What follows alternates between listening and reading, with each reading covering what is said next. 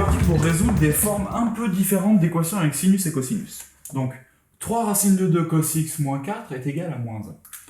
Les étapes pour ce genre d'équation-là, c'est toujours les mêmes. Premièrement, vous allez transformer votre équation en cosinus de x égale quelque chose. Pourquoi? Parce qu'une fois que votre équation elle est transformée en ça, vous savez le résoudre. On va dire que cosinus x égale cos d'un autre angle, et ensuite on va dire x égale plus ou moins cet angle, plus 2 capi, avec k appartenant à z. Ça, vous savez le faire, on l'a vu dans une vidéo précédente, et vous êtes parfaitement compétent là-dessus. Donc, première étape, je transforme mon équation en un cosinus de x égale quelque chose, et deuxième étape, je résous cette équation.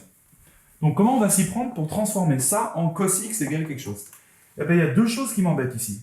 Il y a premièrement ce 3 racine de 2, et il y a deuxièmement ce moins 4. Donc, je vais m'en débarrasser l'un après l'autre. La première étape, c'est que je vais rajouter plus 4 des deux côtés. Donc, je me retrouve avec 3 racine de 2 cos x moins 4 plus 4 égale moins 1 plus 4. Pourquoi est-ce que j'ai fait ça? Parce que mon moins 4 et mon plus 4, ils vont simplifier. Et je me retrouve de l'autre côté avec moins 1 plus 4 égale 3. Ensuite, ce 3 racine de 2, il m'embête aussi. Donc, je vais tout diviser par 3 racines de 2.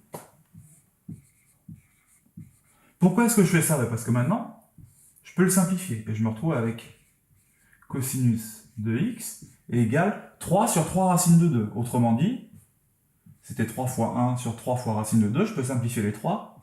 1 sur racine de 2. Bingo! C'est bon! Je suis parti d'une équation qui était dégoûtante et je suis arrivé à quelque chose qui est extrêmement simple, quelque chose que je connais. Pour résoudre cette équation dans R, on commence premièrement par dire que cosinus de x égale cosinus de quelque chose tel que ce truc-là vaille 1 sur racine de 2. Et deuxièmement, on résout en disant x égale plus ou moins l'angle plus 2 capi, comme vous savez le faire. Donc, quel est cet angle que vous connaissez qui donne 1 sur racine de 2? Donc, je vous rappelle encore une fois les valeurs qu'on connaît par cœur. Pi sur 3, celui du milieu, pi sur 4 et le troisième, pi sur 6. La valeur des cosinus qu'on lit sur l'axe horizontal, c'est 1, 2, 3. Racine, racine, racine, sur 2, sur 2, sur 2.